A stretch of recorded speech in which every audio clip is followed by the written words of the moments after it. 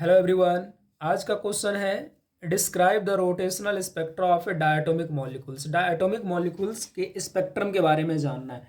तो स्पेक्ट्रम हमारा तीन तरह का होता है, pure rotational spectrum, vibrational rotational spectrum और इलेक्ट्रॉनिक स्पेक्ट्रम। हम लोग ये एक एक करके दोनों करते जाएंगे। तो पहला क्या है, rotational spectrum of A diatomic molecules. ये रिजिड होना चाहिए। तो ये रिजिड होने के लिए डायटोमिक्स में दो मॉलिक्यूल्स होता है। दो मॉलिक्यूल्स को अगर हम लोग एक मासलेस रॉड से कनेक्ट कर दिया जाए और वो रोटेट करेगा तो इसका कहीं ना कहीं सेंटर ऑफ मास होगा। तो मान लेते हैं कि कहीं सेंटर ऑफ मास है यहाँ पे, और यहाँ से डिस्टेंस है उसका m1 से r1 और m2 से r2। अब पूरा डिस्टेंस कितना है r, तो यहाँ से r बराबर क्या हो जाएगा, r1 प्लस r2। क्लियर है ना। रोटेशनल स्पेक्ट्रम क्या है, कंसिडर ए डायटोमिक मॉलिक्यूल्स। दो डायटोमिक मॉलिक्यूल्स को कंसिडर करना है जिसके पास m1 और m2 मास दो है। Join the together by the massless rod. एक मासलेस रॉड से उसको ज्वाइन कर दिया गया है। एंड द लेंथ और r दे रखा है। Centre of mass line from the m1 and m2 is r1 and r2। यहाँ से r1 का डिस्टेंस लिया गया है और यहाँ से r2 का डिस्टेंस लिया गया है। ये हमारा सेटअप। एक इसका पहले निकालना है हम लोग को एनर्जी लेवल। अगर एनर्जी लेवल आ जाएगा तो क्या होता है उसमें कि अगर n इज इक्वल टू 1 से 2 के पास या तो एब्जॉर्प्शन होता है या तो इमिट होता है एनर्जी, तो वहीं से हमारा स्पेक्ट्रा बनता है। तो स्पेक्ट्रा बनाने के लिए पहले हम लोग को एनर्जी लेवल पे चलना पड़ेगा। क्लियर है। तो ये था हमारा सेटअप। उसके बाद क्या होता है कि centre of mass, according to centre of mass, यहाँ से जो हमारा डिस्टेंस दे रखा है r is equal to r1 plus r2, तो सेंटर ऑफ मास के अकॉर्डिंग से जो रूल होता है वहाँ पे कि m1 r1 बराबर m2 r2 है ना। ये हो गया m1 r1 बराबर m2 r2। तो यहाँ पे हो जाएगा हमारा m1 r1 बराबर m2 r2। यहाँ से r1 का मान आ जाएगा है ना। Putting the value of r1 in equation first. r1 का इक्वेशन इसमें रखना है ना। r1 रख देंगे तो यहाँ से r बराबर क्या हो जाएगा, r1 की जगह पे ये रख दिए तो r2 आ गया। यहाँ से r बराबर ये आया तो r2 का मान यहाँ से निकल गया हमारा। r2 बराबर क्या कर दिए, इधर से m चला गया, उधर नीचे चला गया। अगर r2 का मान आ गया तो इक्वेशन नंबर 2 में इसको पुट कर देना है r2 की जगह पे, तो r1 का मान आ गया। r1 का मान r के रेस्पेक्ट में और मास के रेस्पेक्ट में निकाल लिया, और r2 का भी मान और r1 का भी मान मास के रेस्पेक्ट में निकाल लिए और डिस्टेंस के रेस्पेक्ट में निकाल लिए। क्लियर है यहाँ तक। अब यहाँ क्या करना है, इसको पुट करना है हम लोग को नेक्स्ट कहाँ पुट करना है देखना है। इसमें moment of inertia, centre of मास में एक टर्म आता है मोमेंट ऑफ इनर्शिया है ना, जिसको आई बोलते हैं। आई बराबर होता है मास इंटू डिस्टेंस का, जहाँ से डिस्टेंस होता है परपेंडिकुलर डिस्टेंस का होल स्क्वायर, तो mr स्क्वायर। अगर m1 से देखा जाए, m1 से अगर देखा जाए तो यहाँ से क्या हो जाएगा, m1 r1 का होल स्क्वायर, m2 से m2 r2 का होल स्क्वायर। तो यहाँ से क्या हो गया, I1 मतलब मोमेंट ऑफ इनर्शिया मास 1 का m1 r1 का होल स्क्वायर, और यहाँ पे मोमेंट ऑफ इनर्शिया क्या हो गया, m2 r2 का होल स्क्वायर। क्लियर है यहाँ तक। फिर टोटल अगर मोमेंट ऑफ इनर्शिया निकाल लिया जाए तो क्या हो जाएगा, I1 प्लस I2, दोनों को यहाँ से कर दिए, और R1 का मान यहाँ से और R2 का मान यहाँ से है ना। R1 का मान यहाँ से और R2 का मान यहाँ से पुट कर दिया यहाँ पे, R1 और R2, R1 और R2 यहाँ पे पुट कर दिया R1 और R2 के जगह पे। तो यहाँ पे रख दिए इसका कैलकुलेशन फिर नेक्स्ट कर लेते हैं हम लोग है ना। जब रख देंगे उसमें तो क्या वैल्यू आ जाएगा हमारा, I is equal to m1 m2 का होल स्क्वायर, r का होल स्क्वायर, यहाँ m2 m1 का होल स्क्वायर और r का होल स्क्वायर। दोनों का एलसीएम आएगा, यहाँ से m1 r square m common आएगा, और यहाँ से m1 प्लस m2, और ये m1 प्लस m2 कट जाएगा m स्क्वायर से, तो यहाँ बच जाएगा I बराबर m1 m2 upon m1 plus m2 into R का होल स्क्वायर। इसको रिड्यूस्ड मास बोला जाता है। तो इसके जगह पे हम लोग म्यू लिख सकते हैं, कुछ भी लिख सकते हैं यहाँ पे रिप्रेजेंट करने के लिए, सबकी अपनी अपनी मर्जी होता है। तो उसमें रिप्रेजेंट करने के लिए म्यू लिखा गया है, तो इसमें क्या कर दिया, म्यू बराबर m1 m2 upon m1 plus m2, जिसको रिड्यूस मास ऑफ सिस्टम बोला जाता है। सेंटर ऑफ मास में इसको पढ़ाया जाता है। Now we know that the rotational kinetic energy, जो अगर कोई घूम रहा हो रोटेशन में तो उसका जो काइनेटिक एनर्जी होता है हाफ आई ओमेगा स्क्वायर। जैसे हम लोग का काइनेटिक एनर्जी अगर लिनियर में चल रहा हो तो हाफ एम भी स्क्वायर होता है। तो यहाँ पे मास के रूप में इनर्शिया काम करता है रोटेशनल में, सेंटर ऑफ मास में जो रोटेशनल में होता है मास के रूप में मोमेंट ऑफ इनर्शिया काम करता है, और लिनियर वेलोसिटी के रूप में एंगुलर वेलोसिटी काम करता है। तो आई ओमेगा होल स्क्वायर, तो एनर्जी बराबर हो गया आई ओमेगा आई 1/2 आई ओमेगा का होल स्क्वायर। तो आई का मान यहाँ से निकाल रखे हैं हम लोग, म्यू इंटू आर का, आर ओमेगा बराबर हो गया यहाँ से ओमेगा का होल स्क्वायर। एक और होता है एंगुलर मोमेंटम में जो एल होता है आई इंटू ओमेगा। ओमेगा हो गया यहाँ पे एंगुलर वेलोसिटी, ये हो गया हमारा मास ऑफ इनर्शिया। जैसे लीनियर मोमेंटम बराबर होता है एम और बी, मास के रूप में या इनर्शिया लिखा जाता है, और लीनियर वेलोसिटी के रूप में या एंगुलर वेलोसिटी लिखा जाता है। ये है हमारा लीनियर मोमेंटम, ये है हमारा एंगुलर मोमेंटम। सेम चीज़ है, एंगुलर मोमेंटम, लीनियर मोमेंटम। मास के रूप में इनर्शिया को कंसिडर किया जाता है सर्कुलर मोशन में, ये रोटेशनल मोशन में। और यहाँ पे जो हमारा ये एंगुलर वेलोसिटी है, लीनियर वेलोसिटी के टर्म में आ जाता है। तो ओमेगा बराबर यहाँ से हो गया एल अपॉन आई, और इस ओमेगा का मान यहाँ पे पुट कर देना है। तो एनर्जी बराबर हो गया 1/2 आई ओमेगा का होल स्क्वायर, है ना। तो यहाँ से 1/2 आई ओमेगा का अगर होल स्क्वायर हो जाता है तब क्या हो गया, यहाँ से इसको यहाँ मान कर देना है, ये बराबर हो जाएगा 1/2 आई एल का होल स्क्वायर, आई का होल स्क्वायर, आई कट जाएगा। तो एनर्जी बराबर हो जाएगा एल स्क्वायर अपॉन 2 आई, इसको याद रखना है, एल स्क्वायर अपॉन 2 आई। एक और एंगुलर मोमेंटम होता है क्वांटम फिजिक्स के अनुसार, क्वांटम मैकेनिक्स के अनुसार एक और एंगुलर मोमेंटम का मान होता है। ये क्या होता है हमारा, इस गिवन बाय रोटेशनल एल बराबर under root N into N plus one into H cut, ये या तो J into J plus one into H cut. यहाँ पे जे के जगह पे हम एन भी लिख सकते हैं। तो जे क्या होता है, रोटेशनल क्वांटम नंबर है, ये एक तरह से नंबर सिस्टम है, n1 n2 n3 n4 या J1 J2 J3 हो सकता है। यहाँ पे कुछ भी जे ही नहीं रखना है, एन भी मन हो तो रख देना है, इसमें टेंशन नहीं लेना। फिर एच कट का मान होता है h/2 पाई, है ना। ये हमारा, तो जहाँ पे जे की हम क्या लिख सकते हैं, जे की जगह पे 0 1 2 3 4 ऐसे चलता चला जाएगा। फ्रॉम इक्वेशन 6, ये जो इक्वेशन 6 है इसमें से क्या करना है, एल का मान जो यहाँ पे है ना 6, वी हैव, है ना 6 इक्वेशन के पास ना 5 इक्वेशन, ये वाला इक्वेशन नंबर 5, इक्वेशन नंबर 5 हमारे पास है। इक्वेशन नंबर 5 एनर्जी का लाना है एल स्क्वायर अपॉन 2 आई, ना एल स्क्वायर अपॉन 2 आई। तो इस एनर्जी के जगह पे, एल के जगह पे इसको रख देना है। तो ये स्क्वायर अंडर रूट कट जाएगा, एच कट के पास स्क्वायर आ जाएगा। तो एनर्जी का फॉर्मूला ये हो गया यहाँ से। और पीछे हम लोग आई की जगह पे, मोमेंट ऑफ इनर्शिया के जगह पे नेट जो लिखे रखे हैं म्यू इंटू आर का होल स्क्वायर, यहाँ पे म्यू इंटू आई का होल स्क्वायर, यहाँ पे इसको वहाँ पे पुट कर देना है फ्रॉम इक्वेशन नंबर 4। तो यहाँ से इक्वेशन नंबर 4 के जगह पे क्या किया हम लोग, आई के जगह पे पुट कर दिए। तो ये हो गया हमारा, मतलब यहाँ से एनर्जी का फॉर्मूला ये हो गया जे into J plus one H cut का होल स्क्वायर अपॉन 2 म्यू का आर का होल स्क्वायर। ये हमारा हो गया एनर्जी का फॉर्मूला।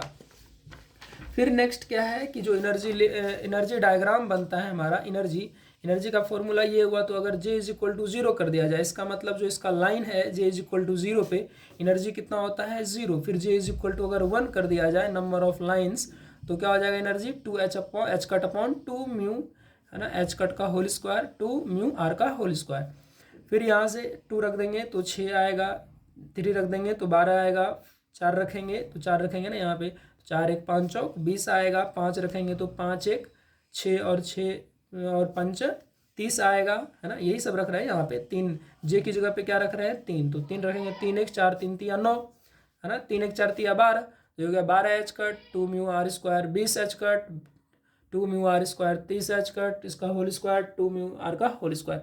तो ये हो गया हमारा एनर्जी लेवल डायग्राम। ये अब इस एनर्जी लेवल डायग्राम में स्पेक्ट्रा काम करता है कि अगर कोई भी एक यहाँ से लेकर के यहाँ पार्टिकल आता है तो ये एक क्या करेगा हमारा एच एफ के इक्वल, इसके एनर्जी के इक्वल, मतलब एक फोटोन के इक्वल, एक क्या बोलते हैं इसको, फोटोन के इक्वल एनर्जी इमिट करेगा, है ना। अगर यहाँ से ये पार्टिकल यहाँ चला गया तो एच एफ के अनुसार इसमें क्या करेगा, एच एफ एनर्जी इतना तक ये एब्जॉर्ब करेगा।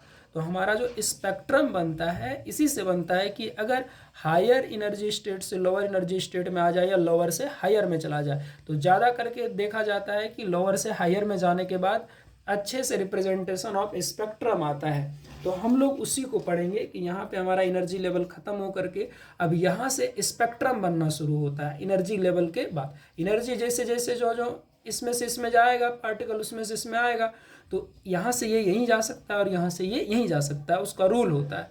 तो उस रूल के अनुसार ये जब निकलेगा तो वो एच एफ के बराबर, हमेशा उसी के बराबर ही, एक फोटोन के बराबर वो एनर्जी निकालेगा। क्लियर है यहाँ तक, है ना। ठीक, नेक्स्ट हम लोग को क्या करना है कि स्पेक्ट्रा के बारे में पढ़ना है और कुछ उसका रूल देखना है। तो स्पेक्ट्रा में रूल क्या दिया गया है कि नॉन पोलर डायटोमिक मॉलिक्यूल्स, है ना, does not produce rotational spectra. अगर नॉन पोलर डायटोमिक मॉलिक्यूल्स है, इसका मतलब जैसे H2, है ना, और जैसे O2 अगर ऐसे करके पोलर नहीं है, मतलब हुआ कि इसके पास जो डायपोल मोमेंट है ना, डायपोल मोमेंट नहीं है,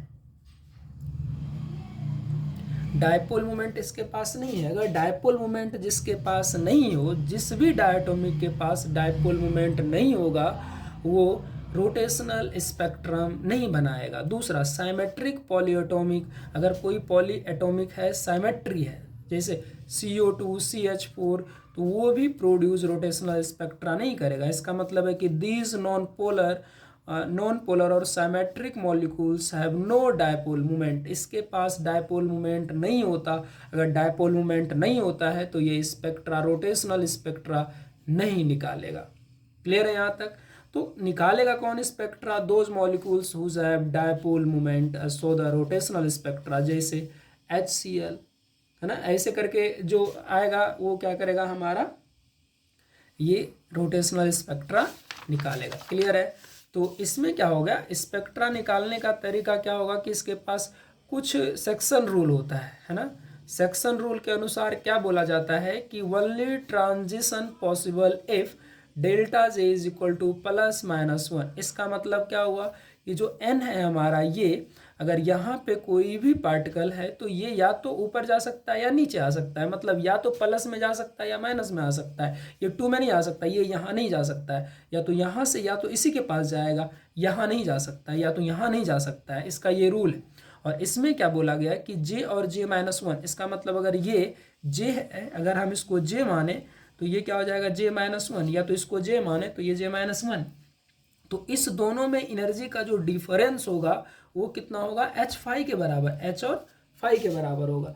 H और फ्रीक्वेंसी के बराबर होता है ना। फोटोन का होता है ना, हमारा फोटोन का जो एनर्जी होता है H, प्लैंक्स कांस्टेंट, प्लैंक्स ने दिया था H/5। क्लियर है यहाँ तक? चलो, अब नेक्स्ट क्या है हमारा, स्पेक्ट्रा किसको कहते हैं? It is the emission of radiation, अगर ये इमिट करता है radiation to transition of molecules between the law of rotational energy state of the molecules, किसी भी एनर्जी स्टेट से अगर कोई भी मॉलिक्यूल्स यहाँ से यहाँ ट्रांसमिशन करता है या ट्रांजिशन करता है जिसमें रेडिएशन इमिट होता है, और वो रेडिएशन का जो वैल्यू होना चाहिए फोटोन की एनर्जी के बराबर होनी चाहिए HF, उसी को बोलते हैं हम लोग स्पेक्ट्रा।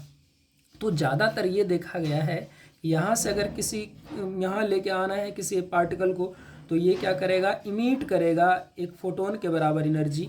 अगर लोअर लिमिट से लेकर के हायर एनर्जी लेवल तक लेके जाना है तो ये एब्जॉर्ब करेगा।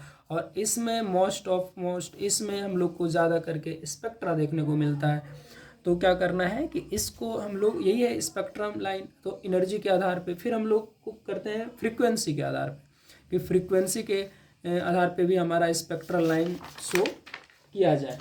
क्लियर है? तो फ्रीक्वेंसी का जो फॉर्मूला आया है हमारे पास, है ना, एनर्जी का फॉर्मूला क्या था, यहाँ पे है एनर्जी का फॉर्मूला,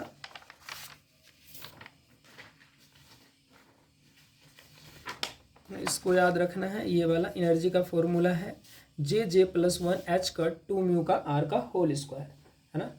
और फिर यहाँ पे हम लोग क्या देखें, लास्ट सेक्शन में हम लोग ने देखा क्या कि इसके बीच जो ट्रांजिशन होता है ना, ये किसके बराबर होना चाहिए, एक फोटोन के एनर्जी के बराबर। अगर एक फोटोन की एनर्जी के बराबर होता है तभी ये स्पेक्ट्रम, रोटेशनल स्पेक्ट्रम शो करेगा हमारा, है ना। तो यहाँ पे लेके आना है इसको, ये है हमारा एनर्जी, ये है J। किसी एक पॉइंट का मान लेते हैं कि ये लाइन है हमारा J1 और ये लाइन है हमारा J+1। तो क्या करना है, इसमें J+1 में से J को घटा देना है, यही तो HF के बराबर है। ये जो HF है हमारा, ये HF किसके बराबर है ना, एनर्जी J+1 में से एनर्जी J को घटा देना है। अब ये एनर्जी अगर घट जाएगा तो HF के बराबर हो जाएगा। यहाँ से हम लोग फ्रीक्वेंसी निकाल सकते हैं, तो फ्रीक्वेंसी का भी स्पेक्ट्रम हमारा शो कर जाएगा। तो अब क्या करना है, J की जगह पे J+1 पुट कर देना है। तो ये J की जगह पे J+1, यहाँ भी J की जगह पे J+1, तो J+1 H कट का whole square 2 mu are square minus ये J का है तो J का ये पूरा का पूरा सेटअप आ जाएगा। तो यहाँ पे J+1, यहाँ पे भी J+1 कॉमन आ गया, H कट का होल स्क्वायर कॉमन आ गया, अंदर में क्या बच गया J, 1 क्या हो गया 2, 1+1 2 हो गया, J+2 माइनस J, और यहाँ पे 2 म्यू इंटू आर का होल स्क्वायर, ये हो गया हमारा एलसीएम। अब ये कट के जाएगा J 2 बच जाएगा, 2 कट गया यहाँ से, और यहाँ से H कट का मान होता है H/2 पाई, है ना। H कट का अगर ये मान होता है तो J+1 H कट की जगह पे रख देंगे H²/2 पाई, 2 पाई का मतलब 4 पाई स्क्वायर, अगर स्क्वायर कर दें H कट का होल स्क्वायर को, तो अगर H कट का होल स्क्वायर करेंगे तो ये भी क्या होगा हमारा स्क्वायर, है ना। और इधर भी H दे रखा है, H कट गया तो फ्रीक्वेंसी यहाँ से क्या हो गया J+1 H/4 म्यू आर का होल स्क्वायर पाई का होल स्क्वायर। यहाँ पे इसको एक कांस्टेंट मान लिया जाता है जिसको बोल दिया जाता है F नॉट। क्लियर है यहाँ तक, है ना। ये हमारा कांस्टेंट है, इसको क्या बोल दिया गया है F नॉट, ये वाला। तो F बराबर क्या हो जाएगा J+1 H/4 mu are square into pi का होल स्क्वायर, ना। तो ये क्या हो जाएगा F बराबर J+1 H/ ये, तो यहाँ पे लिख दिया गया है F नॉट, तो यहाँ से क्या हो गया F बराबर J+1 इंटू F नॉट। अब यहाँ देखना ये है कि अगर J की बराबर 0 कर दिया जाए, है ना, J बराबर 0 कर दिया जाए तो क्या हो जाएगा 0+1 इंटू F नॉट, मतलब फ्रीक्वेंसी क्या होगा F नॉट। अगर वहीं पे J बराबर क्या कर दिया जाए 1 लिख दिया जाए, है ना, J बराबर क्या लिख दिया जाए यहाँ पे 1 लिख दिया जाए, J बराबर 1, अगर J बराबर 1 लिख दिए तो क्या हो गया यहाँ पे 1 रख दो 1 1 2 इंटू F नॉट, तो 2F नॉट। तो J बराबर 2, J बराबर 3, J बराबर 4, J बराबर 5, ऐसे ऐसे चलता जाएगा J6, J7, और सब का जो फ्रीक्वेंसी आता जाएगा 1F not, 2F not, 3F not, 5F not, 6F not, 7F not और 8F नॉट, और ये हमेशा कांस्टेंट रहेगा। ये जो बीच में जो गैप आ रहा है ये हमारा क्या है इक्वल आ रहा है, इक्वल स्पेस आ रहा है, इक्वल स्पेस आ रहा है। अगर इक्वल स्पेस आ रहा है यही है हमारा फ्रीक्वेंसी का स्पेक्ट्रम। क्लियर है यहाँ तक, है ना। तो इसीलिए इसको बोला गया कंक्लूजन। ओवरऑल कंक्लूजन क्या निकाला गया, rotational spectra of A diatomic molecules consist of A equal space line. Clear है, थैंक यू।